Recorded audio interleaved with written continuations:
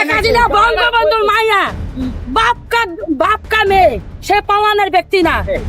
বঙ্গবন্ধু তো স্বৈরাচার ছিল, বাকশাল কায়েম করছে। কোনদিন স্বৈরাচার ছিল না।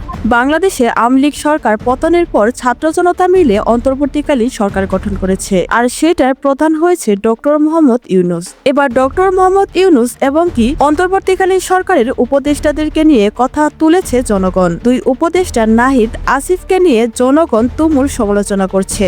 ইতিমধ্যে নাহিদ অন্তর্বর্তীকালীন সরকার থেকে পদত্যাগ করেছেন তাদের নতুন দল গঠন করার জন্য, যেটা নিয়ে বিতর্ক সৃষ্টি হয়েছে। ভিপি নিউজ সহ বাংলাদেশের রাজনৈতিক দলের নানান নেতাকর্মীরা এই ব্যাপারটা নিয়ে কথা বলছে। এই ছাত্র জনতার নতুন দল গঠনের পেছনে যে ডক্টর মোহাম্মদ ইউনূসের হাত আছে, এমনটাই বলছে রাজনৈতিক বিশ্লেষকেরা। যে জিনিসের দাম কম ছিল, আমাদের সাধারণ মানুষ মোটামুটি একটু কম ছিল, কিন্তু এখন দেখলাম যে সরকার আইসা জিনিসের দাম তো কমতেছে না, এখন প্রত্যেকটা জিনিসের দাম বাড়তেছে। আগে রুজি করতো 500 টাকা, এখন তোমার 1000 রুজি করে তো সংসার চলতে পারতেছে না। অনেক মানুষ আছে না এরকম বলেন। আমরা চাই জিনিসের দাম, খাদ্য জিনিসের যত প্রকার আছে সব জিনিসের দাম আরো কমাতে হবে না। আমরা চাই যে সন্ত্রাস, দুর্নীতি, চাঁদাবাদি এগুলো সব বন্ধ হোক। পরে বিয়ে পাস ছেলে বয়ে রয়েছে, চাকরি পায় না, দুর্নীতি আরো বাড়ছে। শেখ হাসিনা লাগবো না, খালেদা লাগবো না, ইউনূস লাগবো না, যে আসুক বর্তমানে ভালো একটা সরকার আসুক।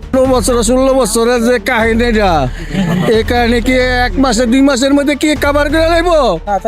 হ্যাঁ, রাস্তায় রাস্তায় লাগাই না আছে 60,000 কোটি টাকা ছাপাইয়া এটারে বাজার করে দিছে।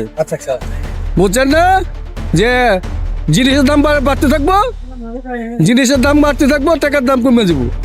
এই 60,000 টাকার মধ্যে 60,000 কোটি। এ সরকার না থাকাটাই ভালো, একটা নির্বাচনকালীন সরকার আসলে সেটা ভালো হবে আর কি।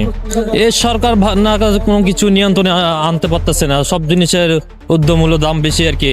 দেশের যে অবস্থা, খারাপ অবস্থা, এখন আইন শৃঙ্খলা পরিবর্তন একটু আর কি, বিভিন্ন জায়গায় ডাকাতি হইতে আছে, বিভিন্ন জায়গায় ছিনতাই হইতে আছে, একটু আইন শৃঙ্খলা একটু খারাপ আর কি দেখতেছে।